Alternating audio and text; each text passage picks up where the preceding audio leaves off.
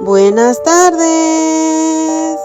Nos dimos la tarea de ir a visitar este Spooky Trinket Box que está aquí por la First North Street. Me da tanto gusto de poder compartir.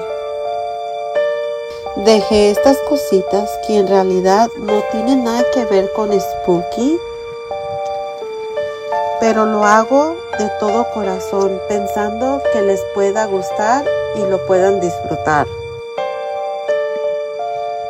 Bueno, pues aquí los dejo y espero les encante este video. Si les gusta este tipo de contenido, por favor dejen sus likes, sus mensajes y por favor compartan este video. Que tengan un hermoso, excelente día.